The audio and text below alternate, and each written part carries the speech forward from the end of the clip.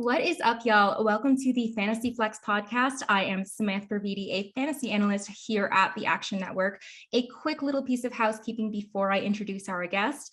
We would absolutely love it if you could take the time to rate and review our show on Apple Podcasts, because we will be calling out our favorite 5-star reviews right here on the show. Every reviewer we call out will receive a free Action Pro account for 1 year, a full year. So be sure to leave those awesome Apple Podcast reviews and keep listening to hear us shout you out. So today, I am so lucky to be joined by the one and only Daniel Daub, host of the Fantasy Show on ESPN, producer and co-host of the infamous Fantasy Focus podcast. He is here with me today to talk about everyone's favorite position, which is running backs. But before we jump into that, Daniel, how are you? Samantha, I'm good. How are you? I'm so stoked that you're here. I'm so glad that we could get time on your dance card. I know it's the off season, but still it's an honor. So, all right, let us jump right in. So as we've been doing, we've been kind of going through the prospects one by one as they were drafted. We're looking at, the rounds 2 to 4 type guys, and we're going to look at sort of their general player evaluation, who you think they compare to, landing spot grade, what we think they're going to be like for fantasy for this season, and then look at their ADP. So let us just jump right into Breece Hall. So for each player, I'm going to ask you to give me a letter grade from A to F on the player's landing spot. Do the JETS get an automatic F in your book? They don't. I don't want to go straight there. In all honesty, Breece Hall's a B. That landing spot's a B for me. Could have been better, could have been worse. I don't love the fact that Michael Carter is already there. I was hoping he was going to go to a team that maybe didn't have somebody that they had already invested in. Carter was a second-round pick last year. And that offense is not necessarily explosive, I think is probably the word that I would use. I think that's a little bit of an understatement, but yeah. They were, if I'm not mistaken, the Jets were last in rushing attempts in the NFL last year. Yes, and they already have 22.4 rushing attempts per game last season. Per game. I already had that pulled. Awesome. So you tell me that the number one running back in this draft goes to the team that ran the ball the fewest amount of times and already has a guy that's a good pass catcher in Michael Carter. The long-term possibility of he's still Breece Hall. I still think he's a really good running back. We'll get into him. But it could be better than what it is, which is why it's only a B. I actually think there's a lot stacked up against him, but because of the talent of who he is, I think he's going to be able to still see a lot of value here. Yeah, I'm going to go with B-. Pretty much on the same page there. It's I think he's a wildly talented prospect, but there's so much in the situation that's working against him. He gets a slightly better grade than I would give Garrett Wilson, just because I think he's going to be sort of less impacted than by subpar QB play, if we really think that what we saw from Zach Wilson is reflective of what he is as a quarterback. But as you mentioned, they're not putting themselves in game scripts that really favor the run a lot. So toss that in with the fact that I think Michael Carter is a very talented running back. I don't think he's necessarily a 3-down back, but this feels like it's going to be like a committee within a team that has a very low number of rushing attempts to go around in the first place. Yep. So it certainly hurt to see him go there. I was personally holding out that he would maybe go to the Bills or something like that, another an RB needy team. And we'll get to the Bills, but surely that would have been a way better spot in my opinion. I am 100% with you, especially with all the things that he does. And that's part of the frustration, not that Devin Singletary wouldn't have still been there if he was in Buffalo, but even with Michael Carter, he's a dude that ran for almost 4,000 yards at Iowa State, definitely caught the ball. I think he had between 25 and 30 catches, averaged between 25 and 30 catches a year in his 3 years there. I think he had 80 some catches. And so when you look at everything that he does, he is a really talented running back that in this offense, like you said, I think my biggest fear is going to be that game script, because it's not just the lack of rushing, but it's the fact that if we don't expect the Jets to be good or we don't know what to expect from Zach Wilson in his second year, if we're playing from behind, you're having guys that are out there and you're playing catch up. And when you're playing catch up, it feels like it could be a lot like last year, not running the ball very often. So unless they're using him as a pass catcher, specifically in a lot of those games. My only fear is the volume based on how that team works out. But man, the dude is quick. You ran under a 4.4 at the combine. And so I really think that as a player, he really projects out really well as an NFL running back and somebody that within fantasy still has a ton of value. But a lot of question marks just because of the Jets. Well, let us just dive into that as him as a player, because obviously, like, even though this wide receiver class is what, was, I guess, the most exciting position for fantasy, Breece Hall was really probably the most talked about player going into this draft, for at least within our bubble of fantasy. Yes. Yep. So in your opinion, does that hype match the talent? I think so. I think he's a really talented running back. You saw it at what he did at Iowa State. I think a lot of what he can be here in the NFL is going to be dependent upon the Jets and that offense. What does Zach Wilson look like? This is one of those things where a good running back that's on a bad team, you can still have a lot of upside, but that ceiling is just going to be capped. And without them being able to take advantage of the Elijah Moore and the Zach Wilson that they have, they still have Corey Davis, who as a veteran, not somebody that I love in fantasy, but as an NFL player, I really like him. Like, they have a lot of options to be able to be an okay team this year and to take those next steps. But I got to see it from Zach Wilson. And that's so much of what I feel like of Breece Hall's talent and who he is going to hinge upon how Zach Wilson is able to run that offense.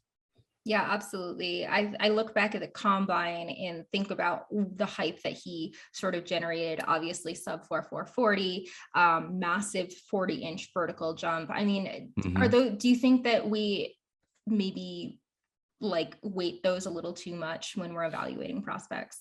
I don't want to say weight it too much, but like I do love being able to see 40 times are an interesting thing to me. And we'll talk about them more because there's a couple of running backs here that actually had pretty poor 40 times, and how they might, compare to some of the other players that recently played in the NFL. But I like Breece Hall at his size, at the speed that he runs. It's a factor that you take into the conversation. It is not an end all be all. I hate to, I don't want to be a Raiders of old organization that just sees speed and is like, yep, that's the guy that we're going to take. But I think that Breece Hall, with his size, I also think, he projects well to a full size workload. He could be a guy that could handle a 3-down workload here. If you're looking at other NFL running backs, to be able to compare him to, like, I think he fits in with a 3-down workload, potential in the NFL. I agree with that. I mean, he is 3 inches taller than Michael Carter, who I think is part of the reason that he's just maybe not built for that durability and 3-down back role. I feel like I see Carter shifting more into that 3rd-down role, but Breece Hall's also a really, really talented pass catcher. So I don't know how that'll all shake out. I mean, I think if they're smart, they'll use him in both roles, but we'll see. So name a player, current or retired, who comes to mind when you think of Hall. Ooh, okay. So player comparisons are not my favorite because it's so hard to compare people. But I will say this, just as Daniel's caveat, there are aspects to certain players' games that I feel like fit some of these guys. Absolutely. I think that when I look at Breece Hall, I see a little bit of a Zeke or a Leonard Fournette, a guy who has the ability to be a 3-down running back with good speed, good hands, and can catch out of the backfield. I think we have to see him, be able to continue to develop. But he's a guy that I think has that 3-down ability, and kind of has that, a little bit of he's got a little bit of shiftiness to him. He's not quite as obviously. The problem is, like, Leonard Fournette's 200 I don't know what he is now, 240 pounds, 235 pounds. So as much as I can compare him to Leonard Fournette, who is just so much bigger, I think that they have similar skill sets within certain aspects of their game.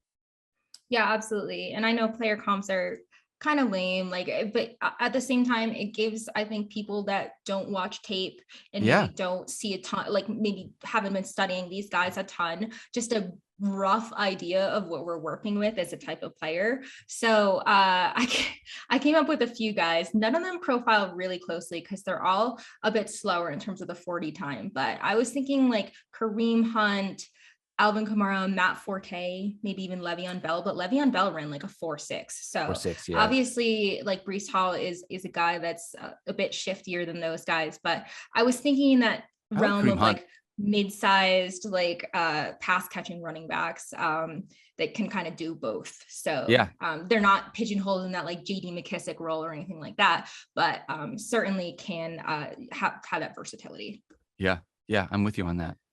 So give me one prediction about Hall's year one for fantasy. So this can just be like what you think their upside is, their median outcome is, whatever you want. Breece Hall will definitively be a top 20 fantasy running back. Ooh, definitive. I like that. So I actually think his upside is in that like realm. Like I said, high end RB2 upside. I mean, it's just maybe just how I feel about the Jets. It's just a reflection of that. So no, I mean, the team hasn't produced exactly one 1,000-yard rusher in the last 9 seasons. That's Chris Ivory, 2015. So I mean, like we've been saying, I think the team will just need to find itself in significantly more positive game scripts for Hall to reach that. But do I think he can reach that as a prospect, just like in a vacuum? Absolutely. Yeah. I do think that is more ceiling. That's okay. I do think that is more ceiling than floor. Like I fully share. We fully share the concerns about the Jets from that aspect. Awesome. Yeah. So are you buying or selling Hall at his current ADP of RB27? This is according to Fantasy Pros ADP in half PPR. I am buying it. Because if I can get him as my either low end RB2 and or, like a flex running back for me, one of my first running backs, I think the upside, it's the range of outcomes. I have no idea. But if you tell me that he was going to score, 10 double-digit touchdowns, because I don't think Michael Carter is going to be that guy. But if he scored 10 touchdowns and had 1,000 yards and also caught 30 passes for 250 yards, like he's a guy that you can start every week. He's not going to be an RB1, but he's a guy that will give you fantasy contribution week in and week out, regardless of, I think, where the Jets are at. Fingers crossed. They can't draft a guy and then decide they're just going to be running the ball 22 times a game. They just can't do it. I mean, that's definitely fair enough. I think this is an appropriate spot. Like I would probably buy him. It's taken me a little bit of time to warm up to him to this point, because I almost thought like we should be fading him because of all the hype. But sure. Yeah, I mean, like this is pretty appropriate. Like late 20s is where I would start thinking about taking Holland, where I would feel comfortable. But speaking of range of outcomes, the Seahawks are pretty much a black box for me right now. They're up there with the Saints. Like I don't know what to make of Chris Olave as a prospect right now. I know he's amazing, but like I don't know what the Saints are going to look like. So the Seahawks are kind of in a similar spot. Obviously, whole new era and coming without Russ.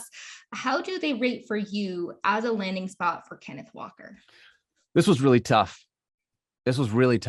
I ultimately ended up giving them a B, or giving Ken Walker. I was told he doesn't like Kenneth anymore. Okay. He would like to go by Fair Ken. Enough. Okay. He didn't say that to me directly, just for the record. Did he text you that? Through the channels? No. I just heard that through the internets. But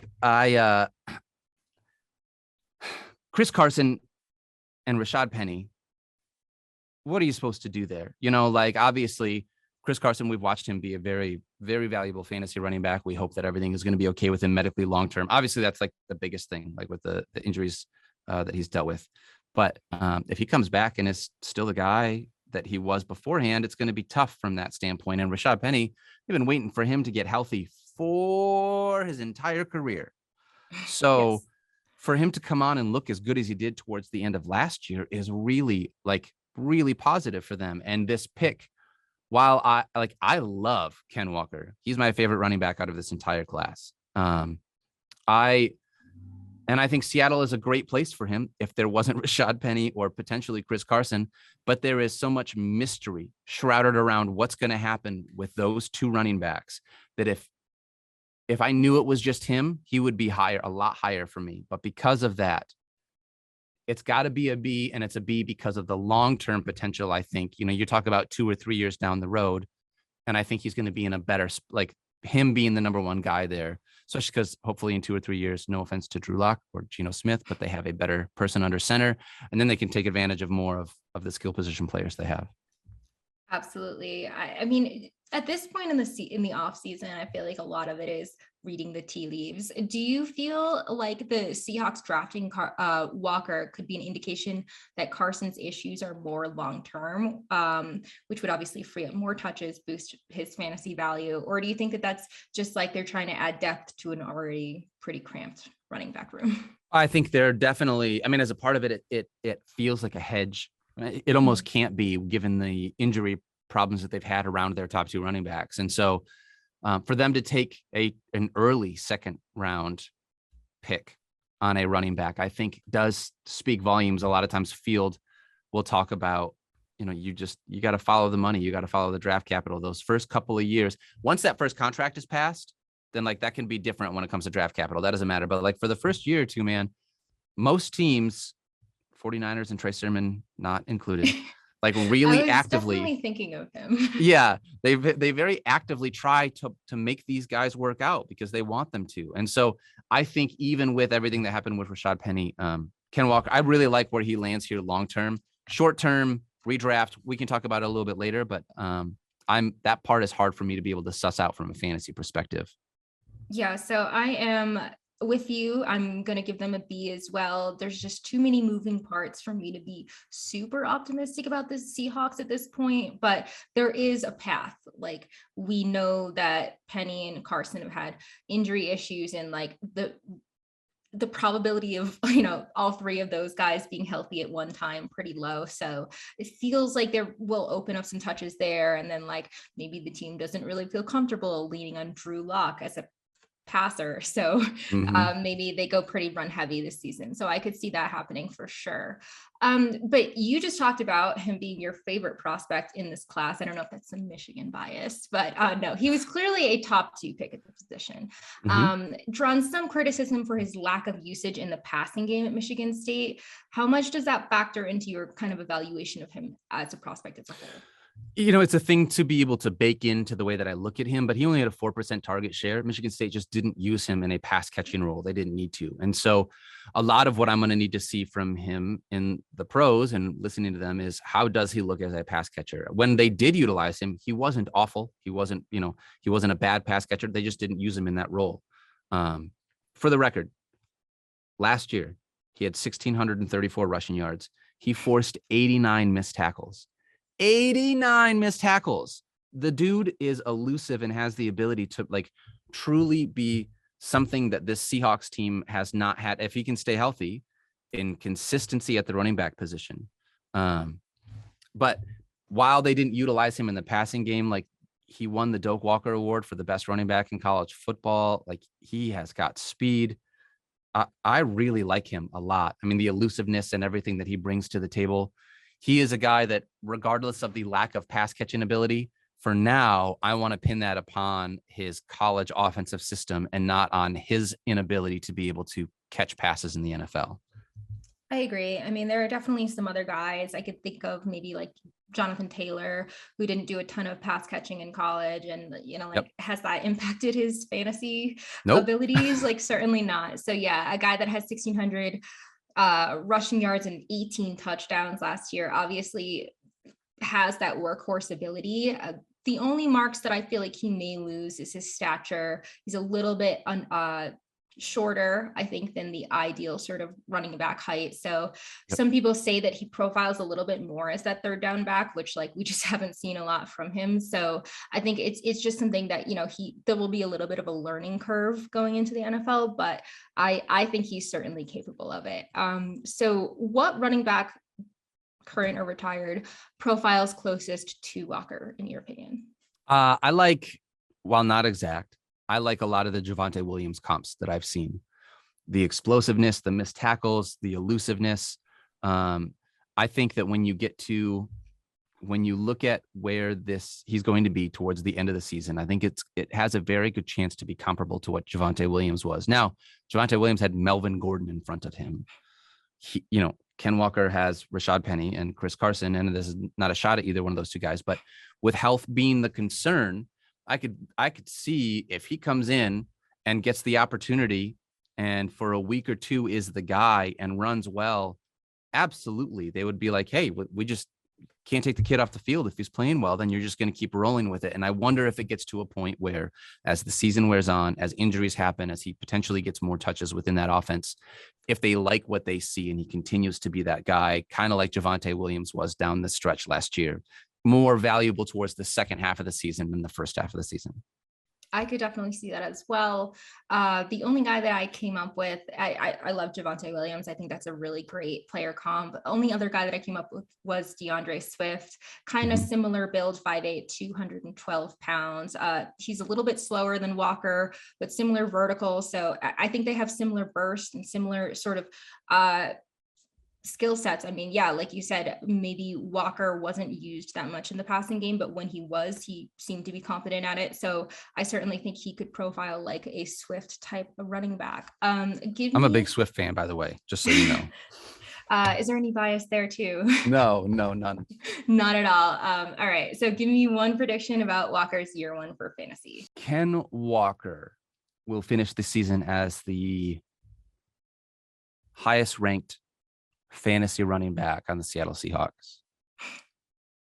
Okay. I don't think that's that bold. I believe that for sure. I believe that too. All right. You want me to be bolder than that? You want me to find something different? No. I think that's a very fair thing to say, especially considering, Rashad Penny had, almost 700 yards in his final, 5 games of the season. So he looked great. But it's the same thing as the Jets, because how much it's so hard to be able to project what I think that offense is going to look like with freaking Drew Lock and potentially Geno Smith under center. So you got to hedge a little bit when you're like, yeah, he's going to be a top 12 running back in that offense. I don't know. Yeah, what a QB competition. Scintillating, really. It's the stuff that sells papers. All right. So do you buy or sell Walker at his current ADP of RB39? Buying. I am buying Walker because of the upside that you can get there at running back 39, given the injury history of the 2 running backs that are in front of him and what you could have as a running back down the stretch when you're looking at the fantasy playoffs. Again, that Javonte Williams kind of thing, that is late enough that you're getting a guy that could be a difference maker for you towards the tail end of your fantasy season. Absolutely. I am absolutely in on him at RB39.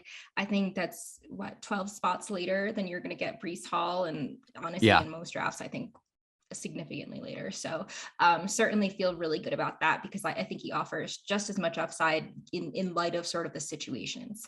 Agreed. All right. So on to, there's a little bit of a cliff that we fall off of after the top 2 guys, because those are the guys that everyone wanted to talk about going into the season, going into the draft. But this is a guy that's really interesting, fell into an interesting situation, and that is James Cook.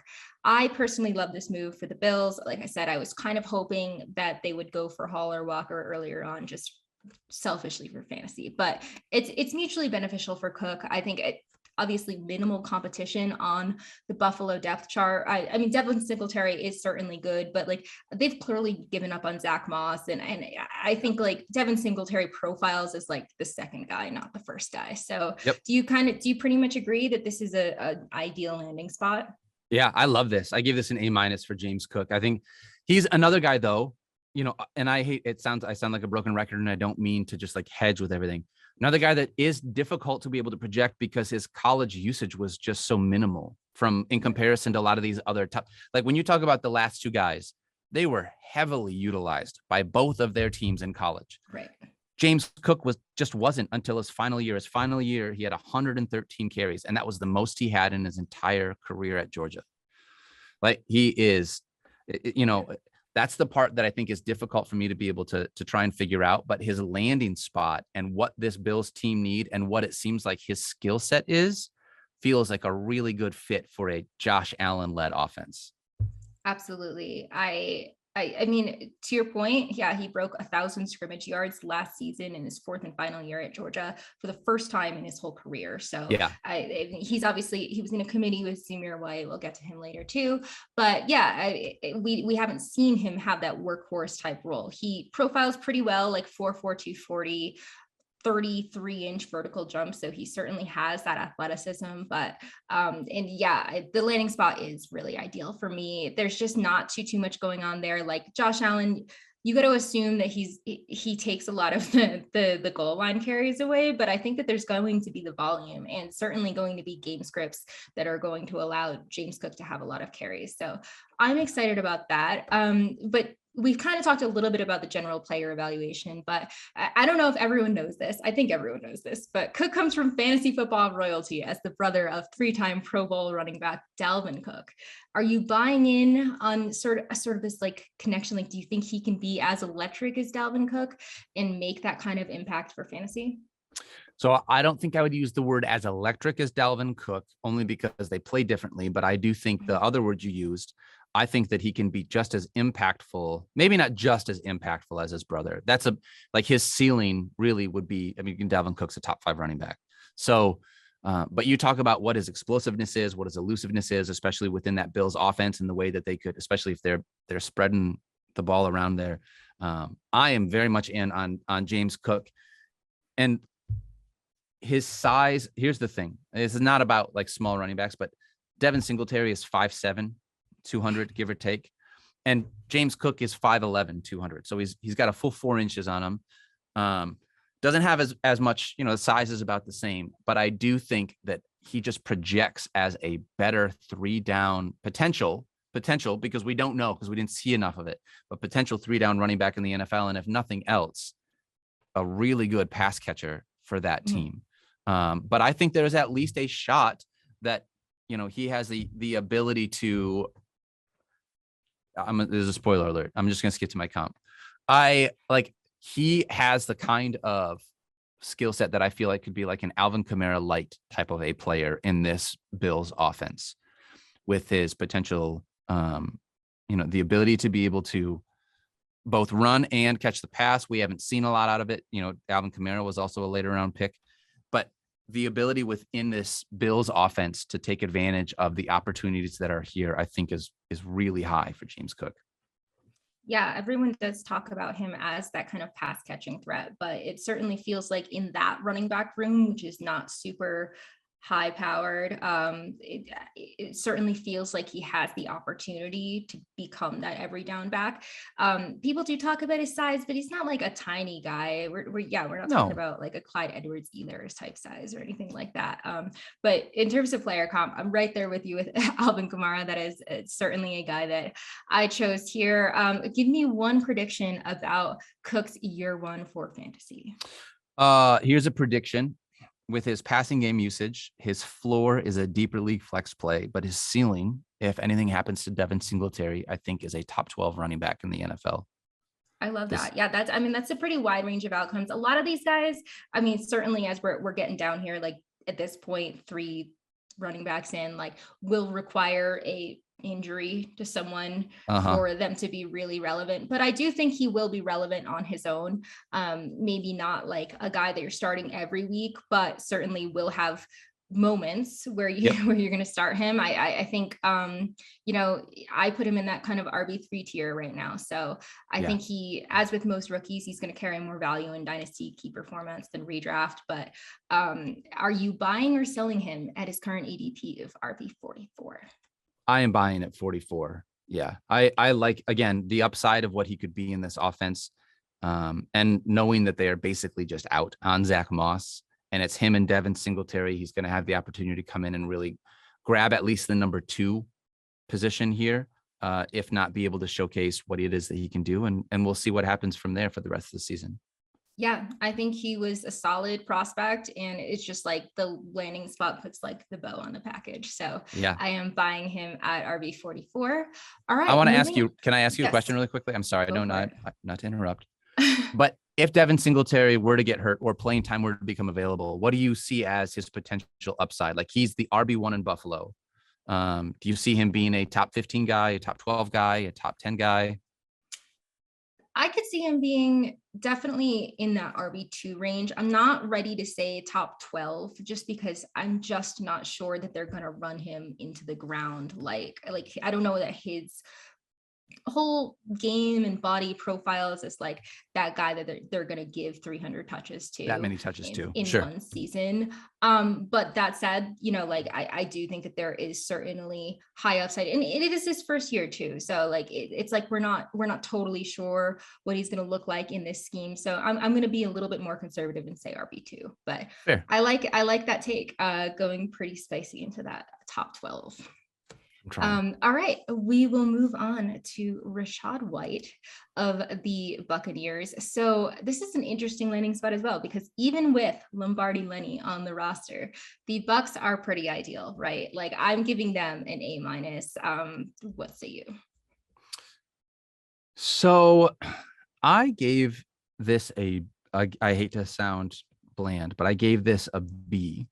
Ooh. And a part of this is just because I don't know who Leonard Fournette is going to be or what he's going to be for the next 2 to 3 years with this potentially Tom Brady-led offense.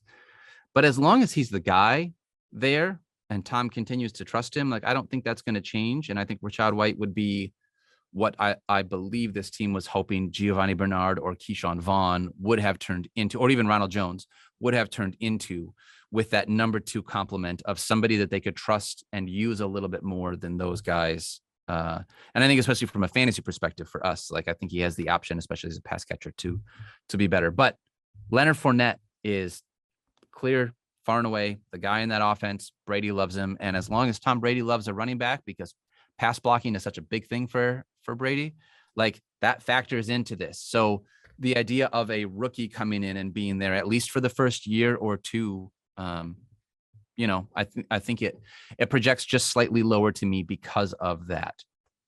I think you've just triggered everyone in the Dynasty community with Keyshawn Vaughn mention. I'm sorry.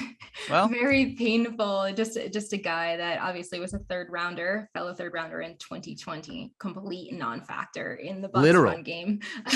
But I mean, yeah, I agree with you that Fournette is going to continue to be the focal point of this run game, obviously coming off of a banner year, almost 1,300 all-purpose yards, 10 touchdowns. They lost Ronald Jones, though. I think that there's room on this depth chart. I thought that going into the draft, like they did need to add depth there. Like maybe Lenny's the guy right now, but I feel like there has to be someone else too. And to your point about blocking, I know there have been certain reports that have said that he's not maybe the best blocker, and that could limit his just field time in general. Like if they don't feel comfortable with his blocking, he's not going to be out there. So that makes me a little concerned. But in terms of the landing spot, I think it's pretty good, all things considered. He's not entering a situation where there's like 5 mediocre guys or whatever. So no, and heaven forbid he lands up on a Tom Brady led like really high scoring offense. You know what I mean? Like it could be worse. Hey, and there will be targets to go around now that Rob Gronkowski is gone. And oh, that's right. Yeah. And just like, like I feel like there's potential here, but certainly he has to show it and make that rapport with Brady, because he's a type of guy that you need to have that connection like Leonard Fournette has with him, and that could take time. But in terms of your general player evaluation of him, he's very athletic, has the build to make it into this league. Do you make anything of him being 23? I mean, I know that's ancient, right? But we have to also take into account there's like a COVID year too that's impacted people's ages here. So I don't want to make it into anything more than it has to be, right? No, but that's a thing when you're factoring that in and you realize that like normally a kid that you would take is going to be a year younger than this, but like with the year that we had, it didn't necessarily work out that way. So it doesn't make me nervous. It all depends upon, I think, the coaching staff that he's going to have. And I wrote here, it's underlined, really good body. I don't know if I can say that, but I really like, he has an NFL ready body. Yes. Coming in. I really like that about him. And so if he can improve the pass blocking based on what the reports are, I think he has a really good chance to be super useful. Almost 1,500 total yards and 16 touchdowns in 11 games in his final year in college. So he was, averaging over 100 yards and a touchdown, total yards and a touchdown every single game. 4.48 40. And so he's got enough speed to be able to, do some damage. I do like him in that offense, but it's I'm interested to see what happens with Giovanni Bernard, because he has been a very competent backup running back, especially as a pass catcher and a pass blocker. That is what he is known for. So if as a part of this, Rachaad White can like learn from those guys and step up, like I think he could be useful, but a little less fantasy value in this first year or two, in my opinion. Yeah, he seems more like an insurance policy at this point, but for Leonard Fournette managers versus a guy that's going to have immediate standalone value. But I certainly think his role could grow as the season progresses. But to your point, I mean, he is the largest prospect that we have spoken about today, 6', 214, and at that size, still running a 4.48 40. So certainly an athletic physical specimen. What running back comes to mind when you think of him? I don't think I have one. If I'm honest, I was looking through trying to find the right thing to be able to compare him to. And I was have a going couple, through. and I'm going to ask you if you like either of them. You can All say right, no. bring it. My feelings won't be hurt. But I have Melvin Gordon and Jamal Williams, both in that 6', 215, 212 range. Maybe a little slow, but similar 40 sort of times. So that's sort of like where my brain was going. Yeah, I like certainly that Jamal physical Williams. build of those type guys. Yeah. Being on Fantasy Pros right here, I do think it's really interesting to say his 16% target share is absolutely bonkers for a running back at the college level. Like he was just an unbelievable pass catcher. Yeah. So we'll see how that translates. Take that like Jamal Williams type role that we've seen him have in previous years. Yep. So yeah, give me one prediction. I mean, yeah, we kind of already spoiled this, but give me a prediction about White's year one for fantasy. Obviously, we're both not super rosy on him at this point. No, but that's all right. I think even so, like my prediction would be he's the number 2 running back in Tampa from a fantasy standpoint, if that's what you're looking at. And I think that if you wanted to have an insurance back to Leonard Fournette, he's the clear guy that I would grab because of the upside. Giovanni Bernard isn't going to just step in and be a 3-down back. And Keyshawn Vaughn, ... Yeah. And he's a type of guy that's going to just carry more value and pretty much like that's the rule of thumb for rookies, but he's going to carry much higher value in Dynasty sort of formats, obviously with the hope that he can become Fournette's successor in a year or two. Fournette is 27 and under a short contract right now. So, it could definitely happen, but for this year, I'm not super high on him. So are you buying or selling him at his current ADP of RB53? Yeah. Like honestly, at this point, right, running back 53 is so late. I would take most of these guys just based on potential upside of if the right thing happens here. Rachaad White, running back 53. You tell me that in week 8, Leonard Fournette gets hurt and is going to miss 6 games. Obviously he immediately becomes worth it. And I know you already said this. A lot of these guys we're talking about, you're looking for that path to be able to get onto the field. And that would either happen usually at that point, through injuries or something like that. But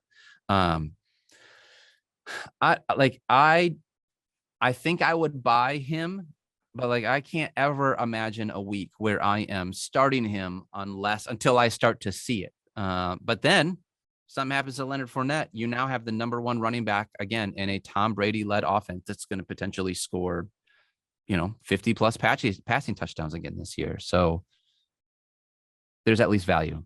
There is definitely value. He's probably the last one on this list that I am even remotely sort of excited about, but let's just jump right into Tyrion Davis-Price. So Kyle Shanahan has quite the reputation of driving fantasy managers nuts with running backs. Obviously, addition of Davis-Price sort of muddies the water for people who may believe in Elijah Mitchell last season. Obviously lost Raheem Mostert, but how do the 49ers rate for you in terms of landing spots? As almost low as you can get. I have him with a D. Okay. I wanted to give him a D-, but I thought I would be nice, so I stuck with a D. You're so nice. That's the Midwest in you. Dude, yeah. I don't know what to freaking do with him. What am I supposed to make out of another 49ers running back taken in the 3rd round? He's he's average. That's the thing. He's not a guy. I don't think that he was unbelievably spectacular or athletic while he was at LSU. He didn't do anything to show that At least in the stuff, the tapes that I've watched, the highlights that I've watched, and going back through, I haven't seen anything that tells me this is a guy that's going to be a game changer here in San Francisco.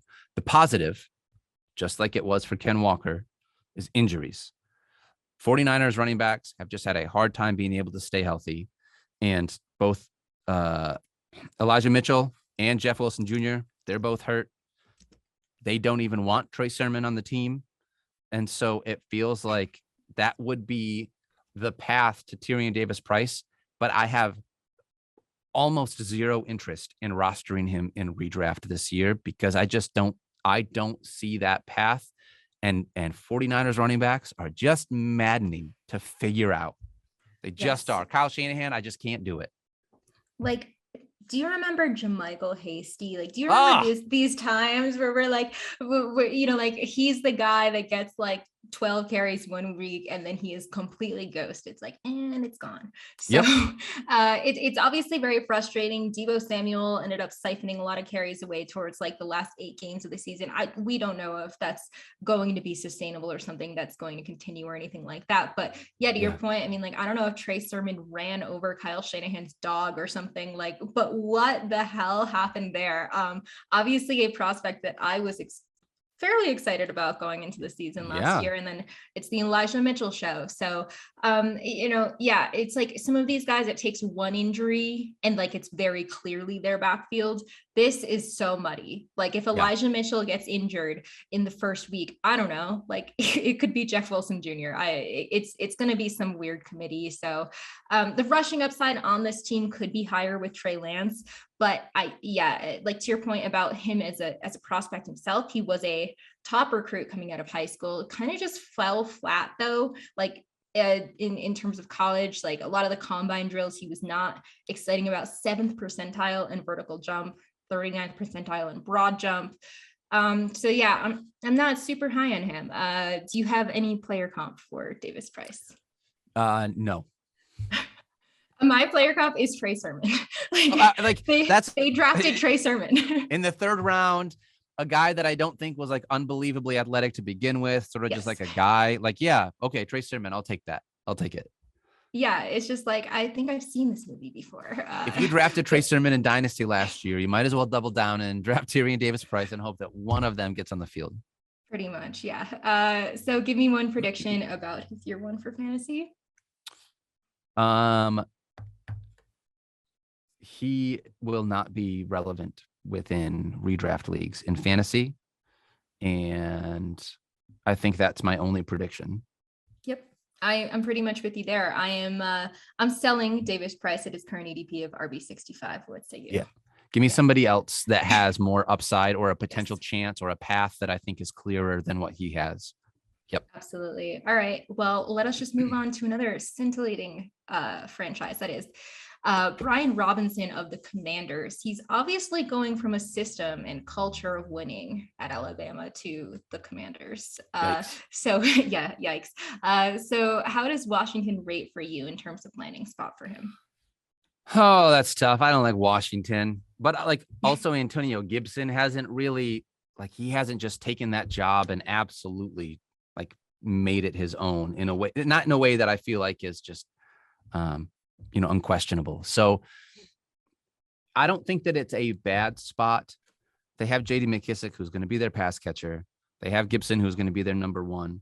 And Brian Robinson comes in and looks to be a guy that, while he is a decent pass catcher, he's going to be that physical, feels like the bigger physical running back within this trio that from an NFL perspective is going to be more valuable to the Washington Commanders than I think he will be in a fantasy perspective to us fantasy players for the Washington Commanders. I agree. I mean, Ron Rivera obviously does not care about your fantasy team. No. And I just recently read an article on ESPN where Rivera said that he has the perfect trifecta of guys, you feel really good about in terms of mixing it up. And they also referenced that like Rivera really loved the committee that they had in Carolina when they had Jonathan Stewart and D'Angelo Williams. So having those kind of guys that sort of complement Stewart being more of like the bruising running back and D'Angelo Williams being more of the pass catching type guy. So I can certainly see where he's trying to like create, like model that mold. But yeah, in terms of general player evaluation, I mean, he can catch passes, has that physical build to sort of be a problem for opposing run defenses. Like, what do you feel like for him?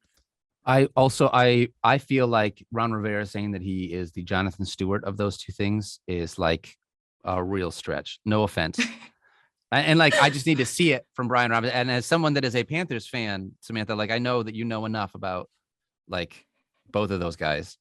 So, but that being said, as a player evaluation, he is a guy that will be able to come in, spell Antonio Gibson, be able to offer them valuable reps. But again, he is an NFL running back that will give them NFL value from a fantasy perspective without there being an injury, either to J.D. McKissick, so he's got to pick up some of the passing game work, or maybe Antonio Gibson picks up some of the passing game work, and Brian Robinson picks up, some different down work. I just can't see a real big fantasy season in the cards for him. Yeah, I mean, he was a guy that was just buried on the Tide's depth chart for years, and it wasn't until 2021 where he actually did get like that full sort of workload, 1,300 yards and 14 touchdowns in that year. But I mean, he was playing on teams that had Najee Harris and Damian Harris and Josh Jacobs and stuff like that, and he was just never the guy that like stood out. What worries me about him is just like the style of his running is like unrefined and very physical. So like that puts you in a situation where like you're probably going to get injured, and he knows it. Like he says, like, I choose to be physical. I wear down defenses, like, and then I use my size and force. And like, that doesn't necessarily like make a great recipe for fantasy or anything like that. There's not very many running backs in the NFL that have been able to do that successfully for long term. Like unless you're Derrick Henry, who just got hurt, like he's one of the only other guys that's just like, yeah, I'm just going to run you over. Like it wears. And Derrick Henry has like 2 inches and like 30 pounds on Brian Robinson. Yeah. So I mean, like not most people are not Derrick Henry. So but yeah, speaking of running backs that come to mind when you think of Robinson, anyone? Oh, well, hear me out. But Jonathan Stewart, I think, is real close. I like it. I think when I look at Brian Robinson, I'm looking at a guy. This is probably going to sound terrible, but there are parts of his game that remind me of James Tolbert, where decent pass catcher, a little bit of a bigger guy, right? But could also be that guy that could run between the tackles. I think that's where I'm at with him. I don't know as though he's going to have much more, he's going to be I think Brian Robinson is probably going to be an NFL journeyman more than anything else. Nothing against Brian Robinson, but I think he kind of compares to someone similar to that who has that limited skill set to be able to help a team. Mm-hmm. Yeah, and a lot of these player comps, I'm certainly not saying that I think that they will be this player. Giving people an idea of like the type of style. I mean, I couldn't really come up with a good one here. I came up with Tony Pollard, who is more talented than I think Brian Robinson is, but similar sort of build-ish and similar physical sort of skill set. So I certainly could see him being the second guy in a good situation, but I don't know. I mean, like the Commanders are a really good situation in my opinion. So give me one prediction about Robinson's year 1 for fantasy. He will finish last on the team's depth chart in fantasy points. Fair enough. I mean, he really does. He'd need to have a major injury to Gibson there. Even then, it's not exciting. Like he's not a guy that you're going out to spend 100% of your fab on in week 2. No way. J.D. McKissick is absolutely way more just catching passes. Like he's way more valuable. So like he's very clear the number 3 in that running back room. So are you buying or selling him at his ADP of RB64? Sell. Sell. Well, on that same topic of guys who ended up in not great systems, we're going to move on to Dameon Pierce. So the Texans have the projected win total of about 4 wins this season. That's the lowest projected win total. Might not bode super well for positive game scripts that favor the run. We've kind of talked about that with the Jets, but this might even be worse. So toss in the fact that the backfield is like, I mean, they've got guys. They've got Marlon Mack, they've got Rex Burkhead, like guys that could definitely take carries. I don't know, where do they rank for you in terms of a landing spot? I have them as a B plus. Okay. In all honesty, I know that you're not a Dameon Pierce fan. I'm excited to have this conversation. I am not. And listen, this is just as much about the situation as it is about Dameon Pierce for this year. But Sure. 31-year-old Rex Burkhead, while a fine football player, does not offer me much reservation when I'm thinking about which one I'd rather have. Same with Marlon Mack, if I'm being honest. And so the idea that I think he has a clearer path to touches, just given that that offense knows that they are rebuilding. That offense knows that they are not contending this year. And so that's going to definitely potentially hurt fantasy value, especially of the running back position, given the fact that when they're playing from behind, they're going to be throwing to the guy that just catches 1,000-yard seasons every year in Brandon Cooks. But I do think that Dameon Pierce is going to be the future, at least right now. They want to see if he can be the future at running back for this team. And so as much as Marlon Mack and Rex Burkhead are going to be there and they'll be useful, I do believe this team is going to give Dameon Pierce opportunities to be able to succeed. And with Davis Mills under center, who looked better last year than a lot of people were ready to give him credit for. Absolutely. Yeah, like I think that there is at least a chance that Dameon Pierce is a similar to, like I said earlier, like a low end flex play towards probably the middle half, back end of the season as he gets ramped up in this offense. Biggest question mark is just going to be Texans being in games. You know, are they going to be in pass heavy game scripts because they're down so much, given the fact that their win total is so low? And that's, you know, a thing you got to factor in as a part of it. So, but long term, I like Dameon Pierce quite a bit more than I like in redraft, but in redraft, I do like his value more than the last two players that we talked about, just because of his path to potential playing time. Yeah, fair enough. I definitely gave the Texans a B here. So I'm not as negative on Pierce or the Texans. Okay. I do certainly think that like there's a very clear path to him winning the job over Marlon Mack and Rex Burkhead. He's not a sexy name right now, but certainly a name to keep an eye on in terms of like your waiver wire early on or something like that. I don't know that he'll go drafted in every single league, but well, you know, I think that he has flashes of things. He's got that grown man physique that we were just talking about before. He's been described by scouts as a violent runner.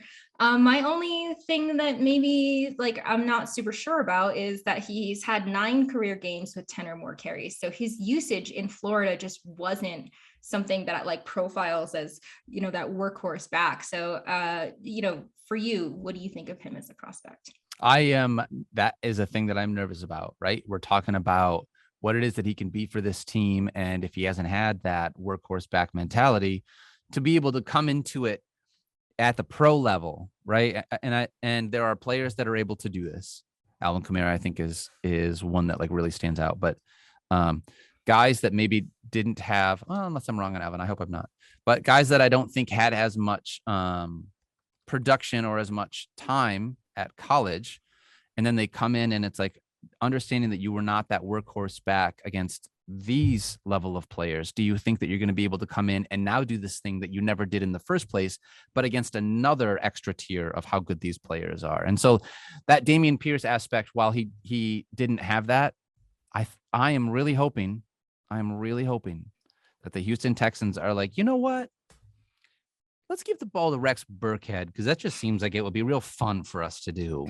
Like, it's nothing against Rex Burkhead, but like Dameon Pierce has at least the potential to be able to be something in this league. You know what Rex Burkhead is going to be. Like, yeah, we know what he is already. Like, that's fine. We don't have to see anymore. And no offense to Marlon Mack, but like you are a team that is rebuilding. As a Lions fan that has gone through a bunch of rebuilds, I promise you, when you take some of these players, you're looking for this 4th round player to be able to hit, because now you've got a 4-year contract that you can keep around for quite a bit longer. The Lions did that with Theo Riddick, who was great for them from that standpoint. So, although I think he was that's how rings are won, you know, later absolutely rounds, finding those guys. It's diamonds in the rough. But which player comes to mind when you think of Pierce? I'm going to give you some actually, and you tell me if you like any of them. So I've got David Montgomery, Alfred Morris and Mark Ingram. Any of those guys sound right? I like David Montgomery. That was going to be Yeah. pretty close to what mine was. Like, he's not super good at anything necessarily. Yeah. He doesn't stand out. But Like it's not Montgomery's awful. a volume guy. Like he has Yes. to. That's basically like what I think Pierce would have to be productive. Because that's one of the things that I'm curious about, because when I think about the Bears too with David Montgomery, like their offense, while they have Justin Fields under center, they're also a team that really struggled last year. And so I think David Montgomery is a really nice comp when you look at the styles, not necessarily the way that they play offense, but the fact that both of those offenses could struggle this year and the running backs could have similar type of roles to each other.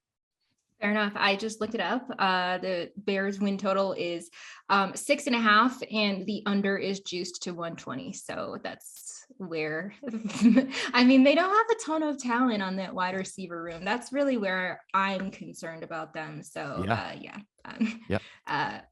good point to bring up there. Give me one prediction about Pierce's year one for fantasy. I think Dameon Pierce will finish top 30. Okay. I think he will be a top 30 running back in fantasy. So I assume you are buying him at his current ADP of RB55. I would buy him at RB55. I think that like ideally he'll I think that if everything works out, all things considered, again, because they are a rebuilding team, you don't need to know what those guys look like. Okay. So I love the idea of being able to have him, because if I'm not thrilled by Marlon Mack or Rex Burkhead. I don't know how else to say it. So yeah, I'm buying just based on the upside and the path to potential playing time.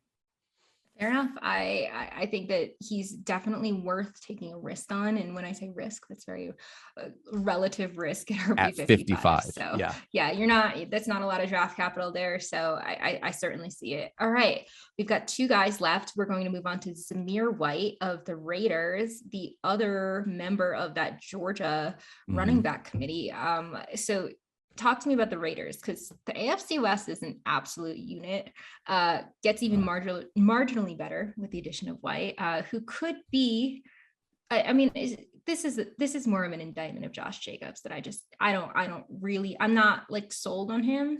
But I mean, he's also not the only guy there. So how does Las Vegas rate for you as a landing spot? After they didn't pick up Josh Jacobs' 5th-year option, it ranked very high for me. I have him as an A-. I certainly feel like that's got to be a signal that he's not obviously long-term, and Kenyon Drake is and Brandon Bolden. I mean, those are just guys those are just filler guys that you have on your roster. I wholeheartedly agree. I think the fact that that offense also in general, just the AFC West is just going to be unreal. And so the amount of scoring, the amount of opportunities there, I am interested to see the way that they're going to do this split. I don't like Kenyon Drake, just personally as a running back. I'm not a big Kenyon Drake fan. Nothing against him as a person. I don't know with Josh Jacobs how they're going to utilize him this year, understanding they didn't pick up the 5th-year option, because my fear is that by not picking up the 5th-year option, they're going to say, all right, well, we're not going to have you on your team next year. So guess what we're going to do? If we're trying to make a run in the AFC West, then we are just going to run you into the ground, because we're not worried about you past this year.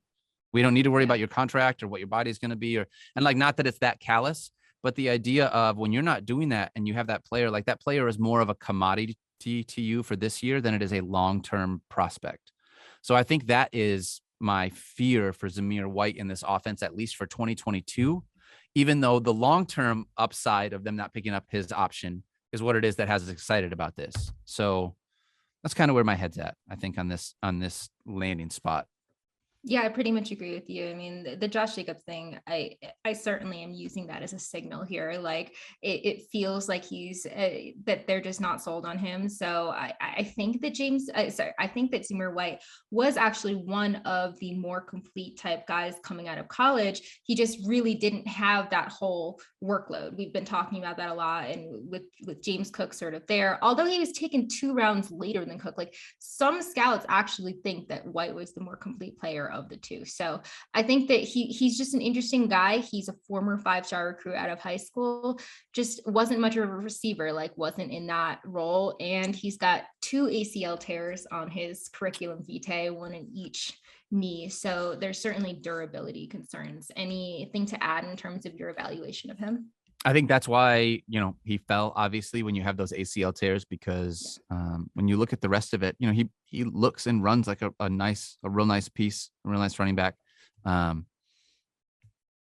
fingers crossed. I would love to have, I'm not a huge Josh Jacobs stan, so I would love to have Zamir White be able to take over there. Yeah. I mean, I like the way he profiles. Someone that comes to mind when I think about him is maybe Joe Mixon, similar sort of body build and running style. So do you think that's a good player comp, or who did you have for that? No, there are aspects about Joe Mixon's game that I think he was one of the guys that I had that are close to that. And I think the hardest part for any of these comps for me is just specifically with Zamir White and with James Cook is just like as somebody that doesn't, when I watch college football, it's not during the college football season, just because like my football life is NFL football, right? 100%. I totally get it. Saturdays are like my only day off. So. Yeah, it's like the only time that you have to breathe. And by the way, while you're breathing on Saturday, you're also like getting 6,000 texts from people and still like planning all your Monday content like, or Sunday I start content. This guy or this guy. Yeah, there's it's a lot. But so in watching a lot of this stuff after the fact, there's just so little to be able to look at for somebody like me. For these guys that I don't have as much college tape on, I really rely on others that are really good at this to be able to, take a lot of what they've had and then try to project it forth from my perspective. But Zamir White is a tough one for me just because I personally have not had, there's not as much tape on him for me to be able to watch as much as there was of Breece Hall and Ken Walker and totally. Yeah. It's hard to say because it's like, what are they going to look like when they don't have that other piece of the committee? Will they just like sort of figure it out? And do they still have that skill set? They were just never asked to do that. So I mean, it's certainly a little bit murkier for a guy like him. For year one for fantasy, I think this is going to be some kind of committee, which will probably render him more useless than anything. But I think that like, this is really more of a 2023 type play for people that are thinking of sort of keeper or dynasty like that. Are you buying or selling him at his ADP of RB73? I mean, at RB73, I can't. It's like, how do you not buy? Because if Josh Jacobs gets hurt and I have the number one running back in an AFC West offense, that like hammer those overs, by the way, right? Like all of those games. Yeah, like I think that's RB73 is just too low given that, but very like you're not drafting him with the intention of probably being able to use him most any weeks unless there is a path to clear playing time. I agree. I'm buying him there. I mean, dirt cheap at 73. All right. Our final guy. I'm so sorry I've kept you so long, but our final guy is going to be Isaiah Spiller. No relation to CJ Spiller, by the way. But the Bolts are a solid landing spot, in my opinion, for Spiller. Obviously, he was not my favorite RB out of this class. He's a polarizing type guy. There are some people that had him at like the top of their board. But not my favorite, but he could be an interesting foil for Austin Eckler on that depth chart. So how do they rank for you in terms of, landing spot? So as a landing spot for him as an NFL player, I think it was a really nice spot. From a fantasy perspective, I think it's less to me. I have him projecting out as like a C+, mostly because Austin Eckler is going to continue to be the guy while Isaiah Spiller, and you mentioned earlier in the show, you were talking about some of the comps that you had, Le'Veon Bell being one of them. And Le'Veon Bell is, I think, tough to be able to compare people to as a comp because he's the things that he did is just different. And that offensive line that he had was really special, right. But he was a slower player. He was a guy that tested slower. And that's a big thing with Isaiah Spiller. Like his 40 time was a 4.6 40 as a running back. And when you look at that, that's not the kind of explosiveness that you're looking at a guy that you're going to put the ball in his hands behind the line of scrimmage. But some guys Oh, sorry. No. You go first because we can go back and forth here. Oh, I thought you were done talking. I'm so sorry. I was just going to say another person who ran a almost 4.7 40 was Arian Foster. So Jumping ahead to my player comp, I'm just saying, there are guys out there that are not going to be the best at like wind sprints, but there are obviously other intangibles. Go on. That's I 1,000%. Arian Foster is another great comp. Some of these guys just play faster, and like I know we say this, everybody says this. You've probably heard it a million times on every other show, but some guys legitimately just have faster playing speeds than they do 40 times, and that's okay. And it's also all right if someone just like listen. If Isaiah Spiller runs a 4.63, but he's really good at a whole bunch of other stuff, I promise you the difference, that 0.2 seconds in his 40-yard time is going to get made up by all the other things that he does to be able to help the Chargers win football games. Now, I don't know what that's going to mean for him as a fantasy player, as a number 2 behind Austin Eckler. He'd have to win that role pretty much solely because of injury. But he's clear and away the number 2, I think, in that offense. And so that is a positive, but his path to playing time is very limited, other than just spelling the top 5 running back in front of him. Sure. I mean, I'm with you that Austin Eckler is going to continue to be the guy, and I don't think Spiller's going to challenge that. But I also think Spiller is probably the best guy that they've put next to Austin Eckler. I mean, I don't think it's much of an argument to say that I think that Spiller could definitely be better than Joshua Kelly or like Justin Jackson or anything like that. And I think that he could have a role. He's a very physical type guy, great between the tackles, dangerous in sort of goal line situations, needs volume. So he's not perfect, but he's a 4th round type guy. So I certainly think that he could be a little better than his 40 times suggests. Here's a question for you, Sam. Go for it. I'm looking at Spotrac right now, or however you say this. How do you say the when you look up? Spotrac, but you say Spotrac? I don't know. Is it Spotrac? I don't know. There's not like a pronunciation guide on the website. I wish that there was. So you now have me questioning myself, everything about it. So. Right. Anyways, but looking at it, yes. Eckler's contract ends in 2023, his year 28 season. So he'll be getting a new contract heading into year 29. So he's got 2 more years ahead of this. The idea of Isaiah Spiller being able to come in and learn behind him through those 2 years, I don't know. I'm talking long-term dynasty, obviously not redraft here, but I don't think that the Chargers with a long-term contract at a 29-year-old running back is a thing that potentially he's getting like a 1 or 2 year contract at that point, like 29, and you're ancient in terms of running back backs, which is just crazy. Yes. So are you buying or selling Spiller at his current ADP of RB47? So that's significantly higher than a number of these other guys that we've spoken about. I'd sell. Yeah. I don't see, unless I drafted Austin Eckler and I wanted the insurance back because he does seem like the clear number 2, like you said, I'm probably not draft Isaiah Spiller. I am right with you there. All right. My last question to you is, can you give me your top 3 for redraft and top 3 for dynasty? Now, this is not as exciting as it has been for other positions, but I assume I know your top 2. Yeah. So top 2 for redraft. First one is Breece Hall. The second one is Ken Walker. And the third one is very definitely going to be James Cook. That's really not exciting. When I look at Dynasty, I have Ken Walker ahead of Breece Hall, which people think is crazy. I don't think that's crazy. And then I have Breece Hall, and then I have James Cook. And then if I'm honest with you, like I'd probably go either Dameon Pierce or Tyler Algier, who we didn't even talk about from the Falcons, the BYU runner I just look at the Falcons and the idea that Cordell Patterson is 31 years old, something like that. And they don't year 10 breakout, didn't expect that or whatever. Well, yeah. And that's the thing. Like, what does it look like for a player when like you've played 8 years in the league and then you have a breakout in your 9th year? And then what does the year after that look like? Like, where do you go from there?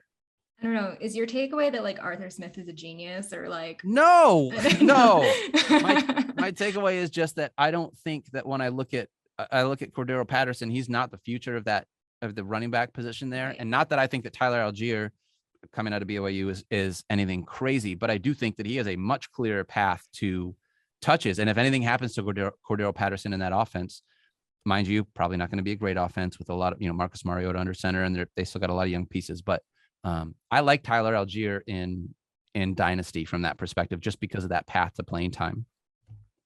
I like that. Yeah, I'm gonna go Hall, Walker, Cook for redraft. That's pretty firm. And then I feel like it's pretty much the same, but I could make an argument for White just because Sure. I don't know how long Leonard Fournette's going to be around. So I could see that being good. I could also see White being Keyshawn Vaughn 2.0. So there's a lot of outcomes here. But all right, that will do it for this absolute unit of rookie running backs. Daniel, I cannot thank you enough for taking the time to join us on the show today. Please let us know where everyone can find you this offseason and beyond, as if they don't already know. Yeah, so you can find me at Daniel Dopp on Twitter. On Instagram, I am at Something to Break, and you can see me on ESPN doing some stuff with, like you said earlier, the Fantasy Show with Matthew Berry. We're planning another episode coming out here in a couple of weeks, and then the Fantasy Focus Football Podcast with Matthew, Fields, Stefania, Mike Clay. We have a ton of fun. We're doing that every Monday right now until we get to August 2nd. So we are live every Monday at 2 p.m. Eastern on YouTube, Twitter, the ESPN app, ESPN's Fantasy Facebook, and you can listen to us wherever you find your podcasts. So yeah, that's where you can find me. And Sam, I just want to say, I know I said this before the show, I'm so stoked to be able to do this. We've been friends for a long time. We met at a Fantasy Focus show a long time ago when you DM'd Matthew about being able to come. And we ended up becoming buddies, like you, me, Matthew, Stefania. And I have been so stoked to watch you grow and get so good and see what you have become within this industry, and being able to like have your own show and be a guest on your own show now, man. I'm so proud of you. And I'm so stoked to be able to do this and have you as a colleague in our industry. Super awesome. You're making me blush. That was such a fun experience. It was like Oh so my surreal gosh. because I like ended up having Matthew do my like waivers for my IDP league that night at Dude, and the Stefania burlesque took us show. to Like what a weird, yeah, what a weird night, but it was so much fun. But yeah, it accurate. was a super fun experience. So I'm so glad that we are friends. Thank you so much again for coming on. Don't forget to rate and review our podcast for a chance to win a free pro account. And we will see you next time on the Fantasy Flex. Peace out, y'all.